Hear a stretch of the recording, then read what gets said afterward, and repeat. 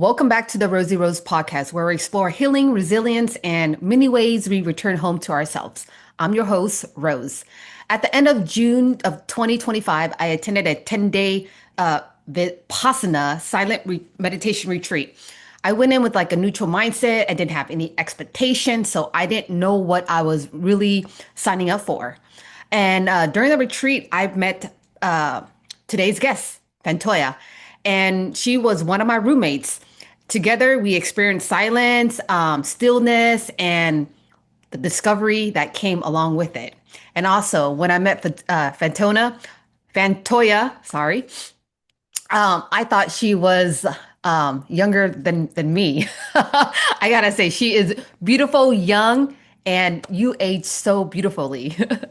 So during our retreat, so in this episode, we're gonna share what it's like to sit in silence for 10 days, the challenge we face, and how we're applying Vipassana in our daily lives. Before we begin, hi Patona. Bah, sorry. Toya. Fantoya. Can you introduce yourself? Hi, my name is Fantoya Hill, licensed clinical social worker, and it's a pleasure to be here. I guess I would call myself a holistic practitioner as well. Been on this journey for maybe since 1999. So, what is that? 26 years. So, yeah, I'm very honored to be here. Nice. Thank you. So what inspired you to attend this Vipassana retreat? Yeah, I needed to get away. I needed to have some quiet. I went in with a neutral mind as well. I didn't know what totally I was getting myself into other than the silence. Yeah. So you didn't know what you're getting into and you wanted like just to like what drove you to Yeah. So, like I said, I'm a clinical social worker, so I have a private practice online that's virtual. I see clients. I also work in the school district where I work with students who have an IEP, give them mental health services, and I just am always around people. I'm always giving or, supporting or some sort, and I don't ever have really a break. So I really needed to retreat. I needed to retreat, and silent retreat sound like the best option for me. Yeah, and how did you discover the Vipassana style? Like, I will be honest, a client of mine had mentioned it to me, and they just said they were going away. And before they went, they had a certain temperament. And when they came back, as soon as they came online on the camera, I was like, they're different. Like I could tell immediately that they were different. They were grounded. I was like, say no more. I'm signing up. And that's how I just went online and I applied for the next course that had an opening. wow, wow. So it reminded you like, oh, this is you could see the results of somebody before and after. 100%. Yeah, Yeah. yeah. So when you first arrived to the Vipassana retreat, before we began the silence, like what was going through your mind when you arrived? I was like, it's so beautiful here. It's so beautiful. I have been up in that area, but not in Kelseyville. I've been in Middletown. I've been to St. Helena's. I've been to Calistoga. I've been around Northern California over the years, and I'd never been in Kelseyville. And so when I pulled up, I was actually coming from the city, from San Francisco. So it was a little bit of a hectic day. And I was making my descent there. And when I came and I was greeted so warmly pulling in and just seeing all the redwoods and just the beautiful land, I was just like, oh wow, this is much it was bigger than what if I had an expectation, this was much bigger than it. It was just so warm and beautiful and peaceful. Yeah, yeah. And did you have any expectations coming in? No, like I came in with a dress on and shoes. I was leaving my cousin's memorial service in the city. So I wasn't, in my rugged kind of outdoor hike wear. So when I pulled up, I was a little bit like, can I get changed over here? Um, but yeah, it was tranquil, serene. And like I said, the volunteers are just so warm and just welcoming. They were. I think everybody there was like so um very humbled and like willing to help. Yes. Yeah. Even our who was she that was in charge of us? Like what was her role called? Oh, the manager. Yeah, the Yeah, manager. she was a manager. Yeah, yeah. She was also that the only time I was able to talk was with her. Yeah. And I did break my silence a few times. I was like the rebel in the room. I spoke out loud. How did that make you feel when you heard me like talk or like because I asked you a couple of questions about cleaning and you didn't talk, you just like nodded your head. Right. Yeah. Um, I didn't. Well, after nodding, I would just be like, "Oh, you're not supposed to engage, Fantoya," because it's hard for me to like not smile, right? And because it's just hard. I'm very communicative as well, and I'm a chatty Cathy. I like to talk. So that was a little difficult to not do the gestures, the eye contact, and the smiling and head nodding. So if someone said something to me and I responded in a gesture, I was just like, "Oh, you weren't supposed to do that, Fantoya." So that was hard. It was. Yeah. I'm sorry for putting you in a hard spot there. No, it's okay. And it would happen, right? It just happens so quickly, you don't even really realize it. I think after our first discourse, that first night, when he said, pretend as though you're here by yourself or you're here alone, that helped me kind of, set my mind straight. And I was just thinking to myself, well, everyone got the memo. We're supposed to be here alone. So no Yeah. one's going to be like asking me anything. Um, Also, a couple of people, our roommates, were kind of stone faced. Like it was like, I was like, oh my gosh, she doesn't like me. Like Yeah. immediately. But as the time went on and everything, it was like, oh no, that's what she was supposed to be doing, or Yeah. that strict adherence, right? Yeah. Yeah. And it's just so funny how everybody has their different experience because one of our roommates, um, she was having a hard time, I think, the second day. And she came up to me and told me that if it wasn't for me smiling at her, like I helped her keep going because I smiled at her. Oh wow. And I had, it was kind of just like, you smile and you kind of just go along. But she said that was very helpful for her because she was struggling. I guess she woke up like in the middle of the night and was like vomiting. Oh, Yeah, I was like, I had no idea. She went outside and, vomit and was just not feeling well. And she really wanted to leave. And oh she's like, the next day when I looked at her and I kind of smiled, she's like, that made her day. But like, oh, I could keep going. Like it was, yeah. so it was just everybody is just we're all is just so different. We are. There was something I you probably won't ask about this, but I want to mention it just because, part of they tell us about communicating with the outside world. Don't do it. It's dangerous. Stay the entire time. And I thought, wow, that's kind of extreme to say that it's dangerous. How could it be dangerous? Well, on day one, day zero, day one, Mhm. um, I received a phone call. And, when they call us forward, sometimes the assistant teachers to check in on us, I thought I was just being called forward, but she just said, there's a phone call for you, something with your child. And I just immediately started crying. Yeah. And I went with the manager. I answered the phone call. And it wasn't a life or death situation like I thought it was. But it was a friend calling who was concerned and wanted to let me know an update about my son. And it just completely threw me off.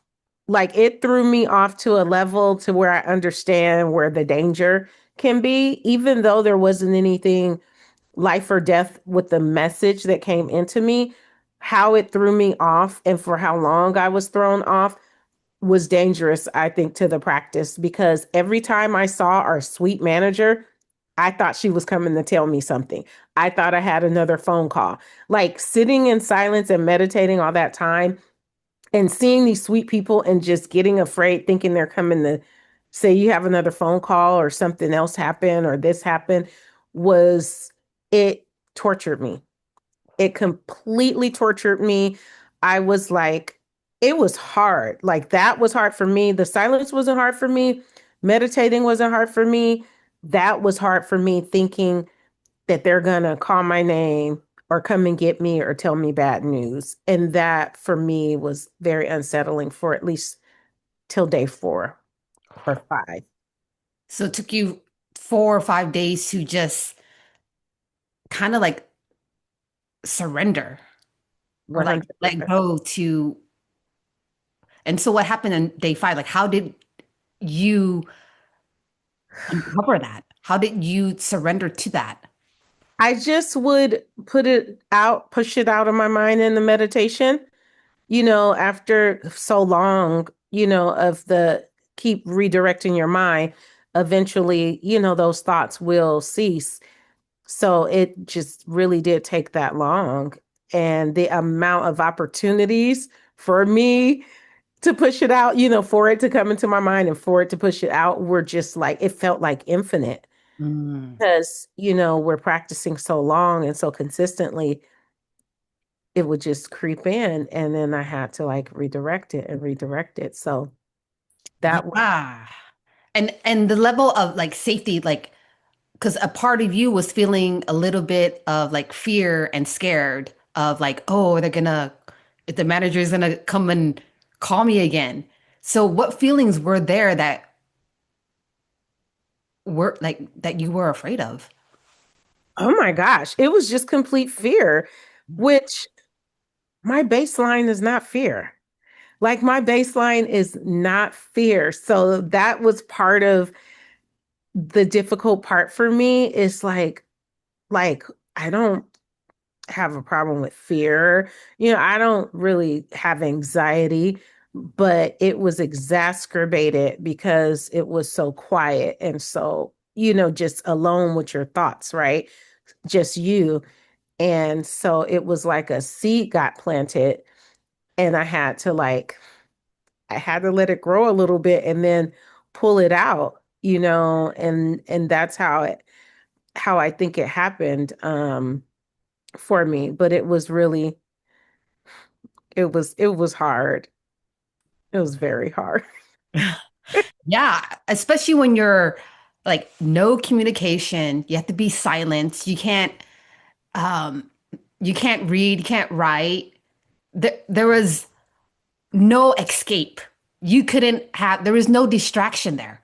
None. Like you had to sit with whatever is coming up for you or for us in that moment. No running away. So No, easy. Imagine if we were home.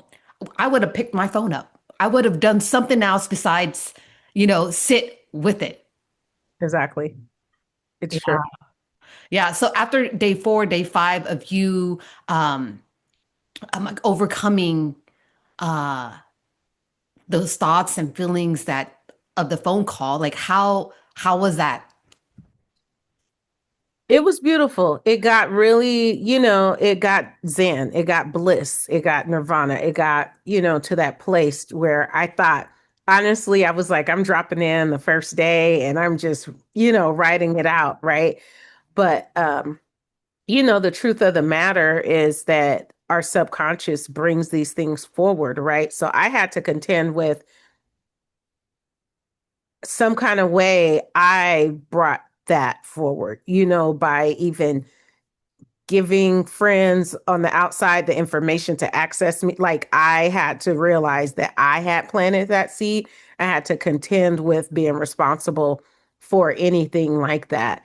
And so it was very it was very beautiful to be able to be that authentic with myself and to accept it and to move on and to get to that other side of where, we're trying to get to in our minds. Yeah. Yeah.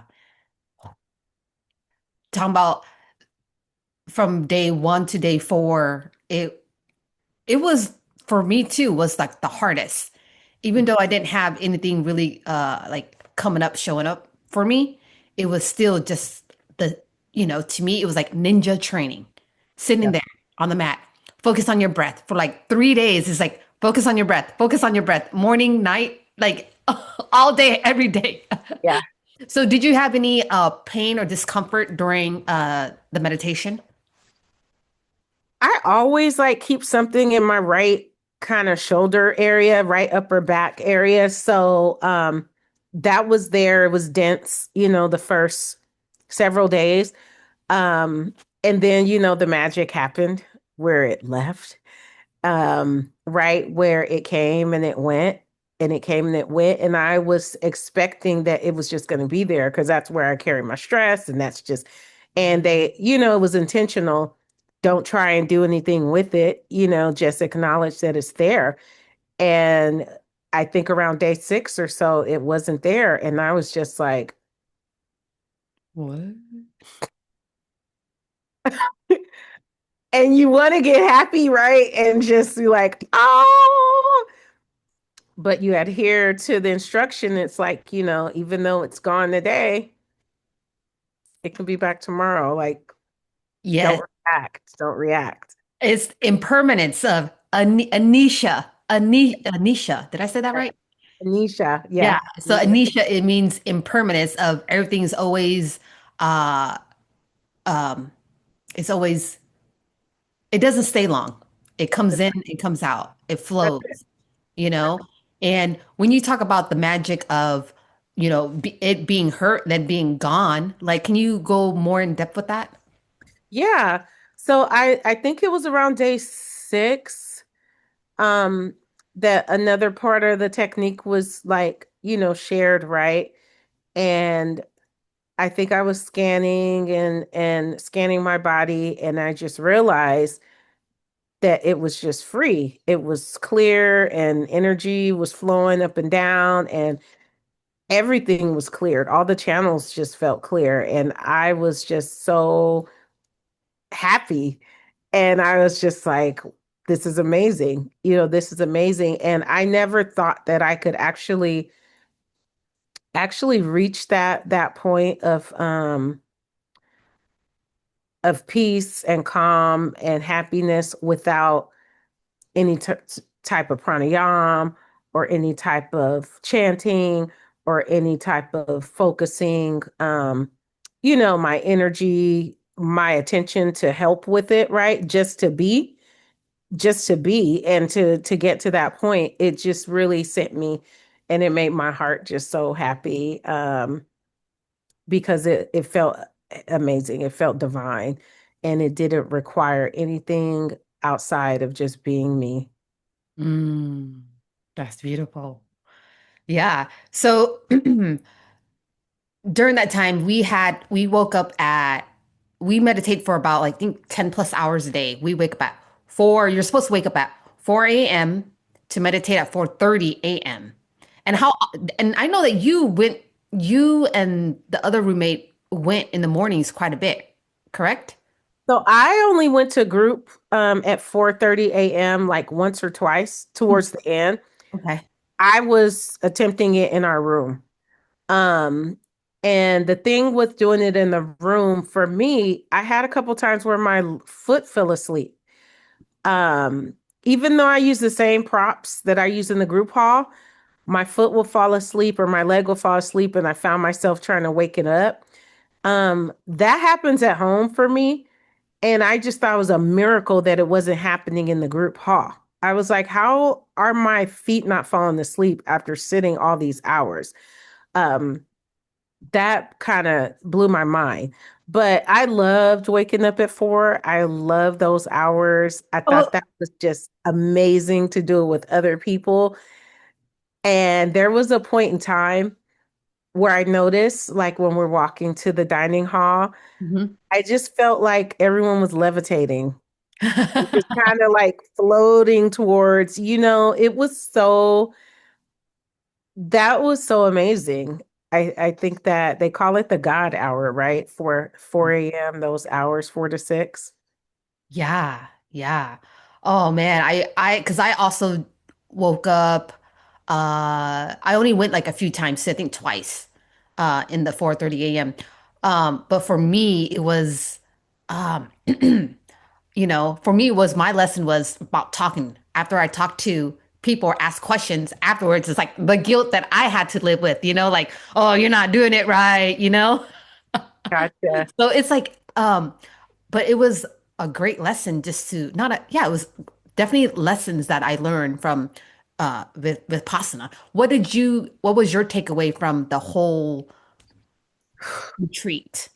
My takeaway was deliberation, being deliberate, allowing yourselves, we don't allow ourselves time, right? It's the only thing that we own, and we don't allow it for ourselves.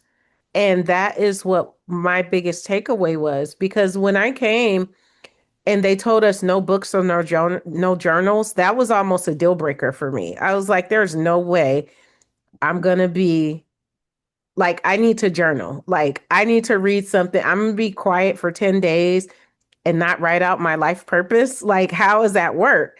Right. And so after the second or third day, I realized I didn't need a book. I didn't need a journal. I didn't need anything but to be with myself and to give myself that time. Whether it's taking a whole hour to eat lunch, I needed that hour to eat lunch, or I needed that 1 hour for tea, to make my tea, to drink my tea, to sit with myself, to be deliberate. We're always multitasking. You can bank 24/7. Just because you can bank 24/7 doesn't mean you need to. Just because we can do all these things all the time doesn't mean our nervous system wants us to, or our body wants us to. So my whole takeaway was that I need to be deliberate. I need to plan an hour or two for my meals and not be talking and driving. I was that person in the car, multitasking, eating.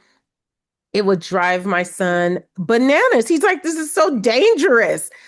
How are you doing this? So I really appreciated being able to realize I need time to eat, and it's okay to have time to eat. Yeah. And let's talk about the food and also the time to eat because during eating time we have seating arrangements and Yeah. I sat like a person in between me and then Fantoya was right there. So we're like right by each other. The first day I noticed that when everybody was eating on the first day or like everybody was fast, like, just and It's then true. every single day, everybody got slower and slower and Yeah. slower. Like everybody was taking their time. Yeah. Talk about the food was delicious. It I was enjoyed the vegetarian meals there. 100% me too. And our digestion Yeah. was so like I never had healthy poop. Well, I had healthy poop, but during that time it was just like easy, like it Yeah. just flowed out. Your digestion was like top tier. Absolutely. The food was, I mean, they called it simple food, but maybe for me that was top tier because I feel like the condiments, the accommodations, everything was so thoughtful and just so considerate for everyone, and enough, right? More than enough.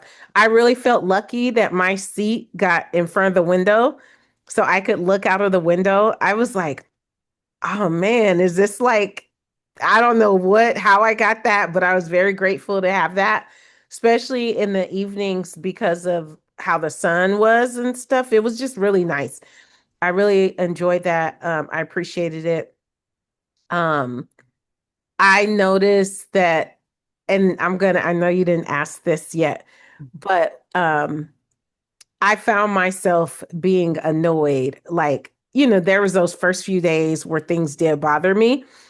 And one thing was it had to do with the kitchen, because they were very, very clear. Wash your plates, scrub it, put it here. They're going to sanitize it and da da da da. And also be finished at this time and don't take the dishes outside. So, like seeing people take their cups outside and seeing people kind of hang out until the end, I had realized that the volunteers really want to wrap up the kitchen so they can make it to group meditation.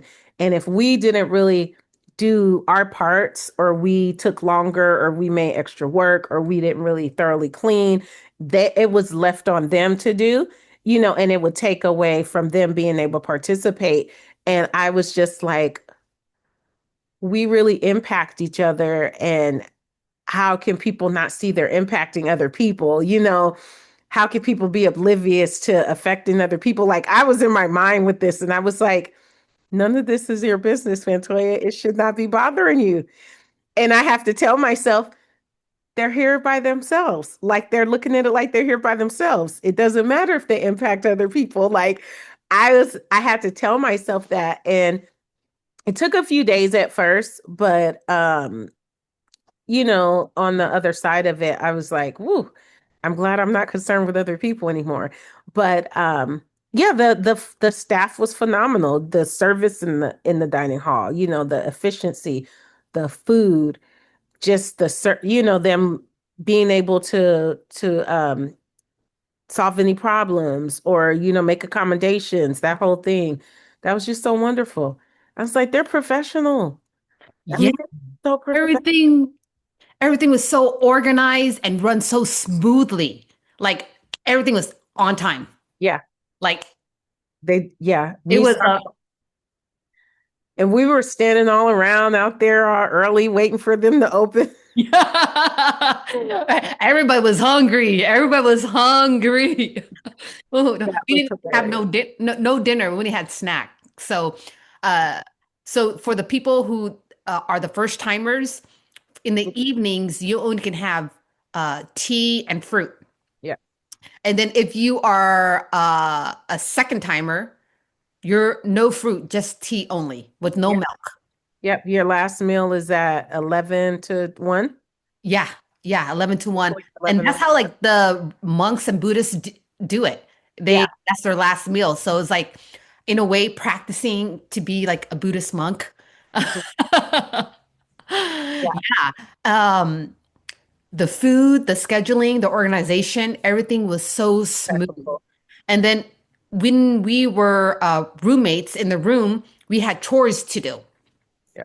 There was like a signed up sheet to clean the bathroom, the shower, the sinks, vacuum, clean the windows because there's no help from anybody else. So we are the ones that are helping out at the retreat place. Yeah. Yeah. So how has this Vipassana changed you after you left the session? It gave me permission to be deliberate, permission to take my time. Remember not to rush, not to hurry. I think you get to a certain age anyway where you like not into all that packing my day, hurrying around, but also driving. For me, I was a fast driver, careful but kind of fast. And when I left that Sunday morning, I said, "Why are you driving so slow?" And I was like, "Because I don't need to drive fast," like talking to myself. And as soon as I said that, I came around a curve and there were 5 deer in the street, like Whoa. a mom, a dad, and some kids. And I was going slow enough to just come off the gas. And they looked at me and they walked off the road. And I kept going. If I was in my pre-Vipassana driving mode, I would have had to slam the brakes, curve the car. It would have been stressful for them. For me, it would have been just not okay. So I felt that was a confirmation of, it's okay to take your time. It's okay to drive slow. It's okay to be deliberate. Your time is yours, so take it. Yeah, absolutely. And so I know there was a lot of people asking at the last day of the retreat because we were able to talk to each other on the 10th day. Was that correct? The 10th day? Yeah, And and one of the questions that I got was a lot was, would you do this again? right. Yeah. When they asked me, would I do this again? At that moment in time, it was a no for me. Like Really? at that time, it was no. But Okay. now today, will I do it again? Heck yeah. I want to do it once a year again. Yeah, I'm definitely doing it once a year. Yes. And I almost volunteered August 3rd through 6th.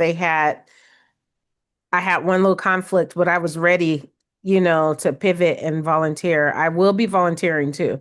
Hmm. Yeah. Would you go back as a volunteer or do the 10-day?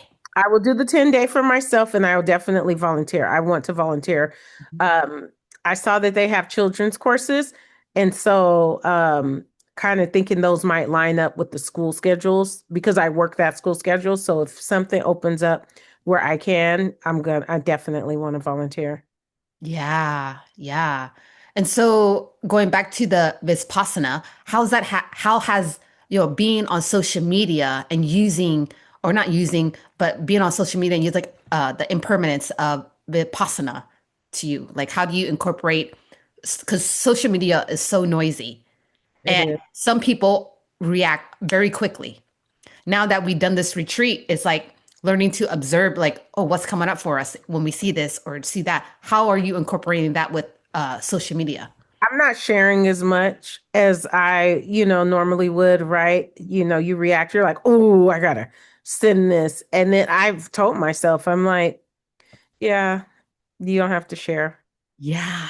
You don't have to share because part of social media, they want you to react. They want you to Yes. share. They want you to be the workhorse for the information and the data. You're it. And I was like, no, I'm not Yeah. I feel you. And learning to just observe it. Like you don't need to say anything. engaged. Yep. Ah, you don't. It's like coming to like everything is impermanence and everything is flowing because in the Vipassana, we learn to do body scan, body sensation, where you're going inwards and scanning, the top of your head all the way to the bottom of your feet and just scanning where to make sure like you're feeling the sensations on the inside. And that is just flowing because you can go and close your eyes and scan your body and see where you're stuck at or what parts you can't feel or what parts you are numbing yourself. And with this life, everything is always flowing. And if inside of us is blocked and you can't feel, it becomes stagnant. Yep. And and stagnant water is stinky water. So what I got from this is that how can we learn to just be free flowing on the inside, doing Wow. a body scan and seeing what parts of in here you're not feeling it or you're feeling stuck or there's some sensation because it's always changing. So, what would you say to someone that's curious to try Vipassana. Vipassana for the first time? I say do it. Anything that piques your interest, period, is worth being investigated. Especially something that's going to challenge you, like Vipassana. It's going to change your life. It's going to help you with another tool to be able to navigate this world, to be able to navigate yourself, um, to have a better connection with people altogether. Um, I think we kind of get pulled in to society and to social media and the things like that, and we just forget about connection. Just making eye contact with someone walking down the street or smiling at a stranger, right? I think that Vipassana will bring you back to being grounded enough to realize that you matter and your connection to others matters too. Mm. The connections to other, because like you have to know yourself in order to be helpful for somebody else about their feelings. And you know what one word for what you learned about this Vipassana. Like if there was one takeaway, which I kind of I don't know, but how would you wrap this Vipassana up?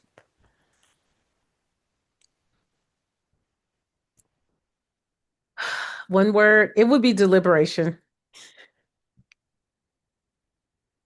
Yeah. What about you? Ooh, that's a good one. Um, one word is for me is observation, to observe, to be still. Okay. Yeah. Because to me, the lessons are after the retreat. You know, Yep. the lessons and learning and teaching is after when something comes up for you. It's Mhm. like, do you respond in that 1 second or kind of just do you react and respond or just like make sure you like like just observing like what's going on? Because if you respond in that moment of reaction, the words that comes out is going to be hurtful or you're going to regret it or it doesn't need to be spoken when you are in the reactive mode. So for me, is learning to quiet and just observe, like, oh, all this stuff is coming up, and Yep. just to observe it and let it like cool down before I say something. Or maybe I don't even need to say anything, you know? So to me, it is learning the observation, observing awareness I and agree. being still. I agree. I was telling myself yesterday, I was observing my thought pattern or reaction habit to certain things. And I was like, you don't have to react that way anymore, or you don't have to have that habit anymore. You're right. Yeah. And did you notice that you were a lot like for me, I was a lot calmer after coming out. Were you the same? Calmer. I remember my dreams. I don't remember my dreams. For years, it's very rare that I remember my dream. Every night I remembered my dream. Every morning I got up, my sleep was excellent. Everything was calm. Everything was good. I don't think I shared this with you, but when I left the retreat, I went to Oakland. I live in Sacramento, but I went to Oakland to stop in on my friend. I hadn't seen her in 12 days or more. Um, and we went to a cafe and we're sitting outside. And she's like the first person I see outside of Dhamma Center. And some guys came up and they kind of sat at the table next to us. And they started kind of chatting with us over time. And one says, what are you doing today? And I go, oh, I'm just integrating in. And he goes, from what? And I said, silent retreat. And the one next to me is like, I'm going to the July such and such one. And I was like, no, you're not. He's like, yeah. And the other one was like, my ex-wife was at the one you were at. And I was just like, what's the likelihood of the first people I come in contact with in a city that I don't live in and they know about Vipassana? Like that was like so amazing for me. And the one who went after a few weeks later, like sometimes we'll text and he'll say, hey, I'm hopping on the virtual because they have the virtuals at 7 a.m. and 7 p.m. Mhm. And so to sit together. And so just that community, that connection, I think is just so beautiful. Wow, that is amazing. How that's so funny how like I'm going there in July. Like what? Out of all people. I'm like, I've never even heard of it before going, to be honest. Yeah. Never, right? And then I'm coming out first day and meeting people. Yeah, Wow. So during the retreat, were you bored? no, heck no. I was totally bored. You were? Well, there was a point of time where in the beginning, it was so boring for me. Even though I walked and did my laps, I sat down, I'm like, damn, this is what it feels like to be bored. Like, I never been bored in my life. But it was a good thing, though. It was a good thing. And for me, it was just like, this is what it is to be bored. And I'm grateful for it because it was a lesson that I needed to learn to be okay with myself because at that time I didn't surrender to what is right in front of me. I was wanting to do things and I caught myself, sweeping the porch and trying to clean. And Oh, you I'm were not, I cleaning, wasn't supposed to do that, but that was like my outlet of like, do something. busying So yourself. I'm learning. So I'm still learning, I'm still incorporating things and learning about myself. So I'm curious to see like the next, because I am doing it again next year and Yeah. to see my experience from the first time and the second time, how it's going to be, if there's any difference. I know there is going to be some differences. Okay. Yeah. So how's your practice been since you've been back? Oh, great question. Great question. When we came back, I did not do an hour. I did 45 minutes and then it went to 30 minutes and now I'm at 20 minutes of meditation. So Okay. I practice 20-minute meditation every day, but I don't do it at night. Sometimes I do it at night, but it's mostly in the mornings for me. And how about for you? It's just off and on sporadic. So I noticed though that the Zoom ones that are 7 a.m. and 7 p.m., Mhm. it feels like I'm back at the center. Oh, really? Yeah, I had not been doing that. I was doing it on my own, just setting a timer and sitting myself, which was fine. It was okay, meditation. But actually joining the virtual with everyone, it's like it time capsuled me back to the center, which I was like, wow, that's really amazing. I want to do as much of that as I can. Um, but I had other practices too, right? I had other things I engaged in, and all the paths are like, don't mix medicine, don't mix medicine. And I'm always like, what does that mean?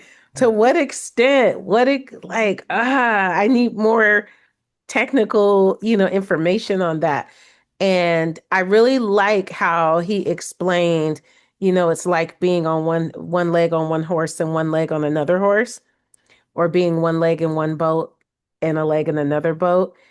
And it's still vague, but I get it. It's more, so I'm trying to right now really be mindful as to what medicine, on what day I'm going to be, drawn to or engaging with, or, I'm trying to find my way basically. Yeah. And I think that's what everyone, you have to find what works for you. Yeah.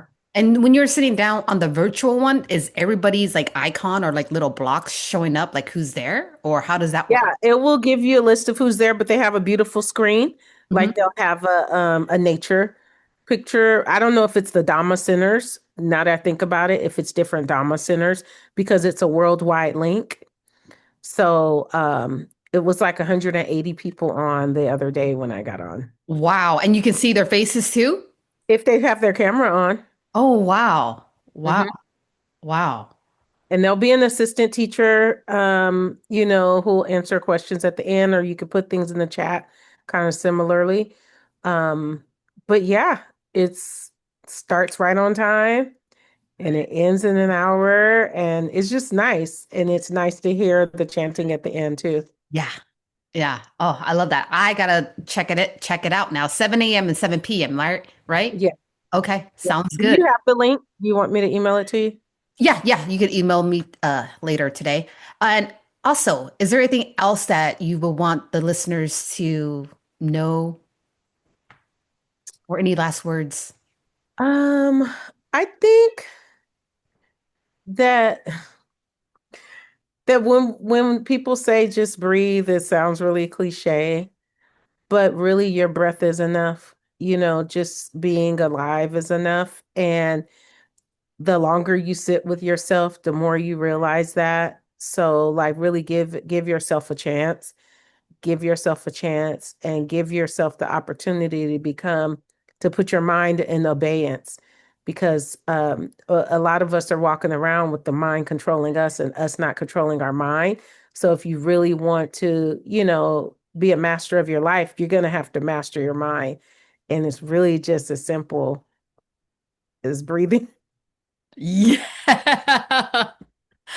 It just always come back to your breath. It does. So simple, but so hard to do. I know. And it's cliche. It's like, just breathe. Yeah. Like I am breathing. So, yeah. Intentional breathing. Yeah. Oh my gosh. So, thank you for coming on. And when I first seen Fantoya, I thought she was younger than me because your skin is flawless.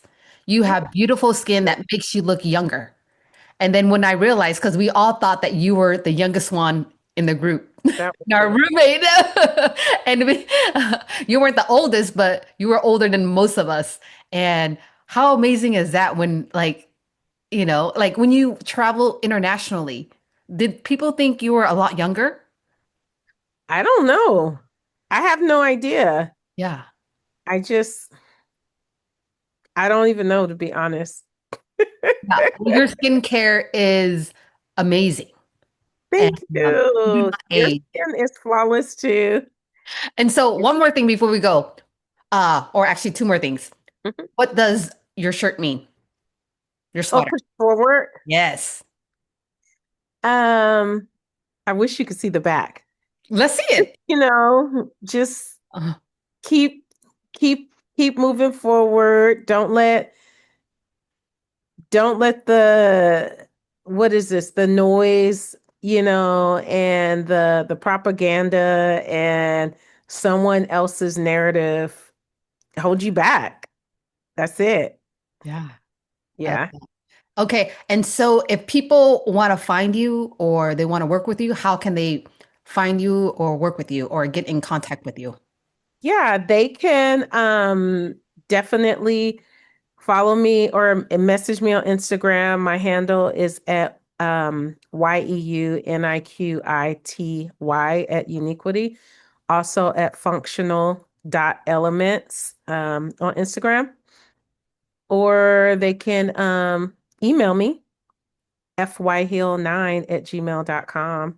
And if they're interested in any like therapy services, I'm on growth therapy and on BetterHelp. So I have profiles there. I also will be, I would like to host, and I want to extend this invitation to you, Rosie, like group hypnosis for like kind of similar things. So if someone is, so like I'm not going to actually call it hypnosis. I'm going to call it progressive relaxation because it can just be very, it can have a negative connotation. But definitely some progressive relaxation and ways to kind of drop in to kind of get on the other side of anxiety. I really am noticing that so many people are suffering with it, and it's taken up a lot of space and time in people's lives, and it's a very easy thing to mitigate. And so I really am passionate right now about helping people mitigate anxiety in their life. Yeah. Mm. So Oh, that, amazing, beautiful job that you are doing for humanity here. And you are amazing. you're amazing. You're inspiring me. Yeah. I The mean, podcast. I love it. yeah, this is, you just gotta push forward, just like you should just go for it. This is true. Yeah, Yeah. so thank you so much. And I'll leave all of Bantoya's information down on the link. And I hope you have a great evening. And it was powerful to hear your experience. And hopefully, I'll see you next year. At Okay, for sure. Okay, thank You, you so much, Rosie. everybody. Have a great day. Bye.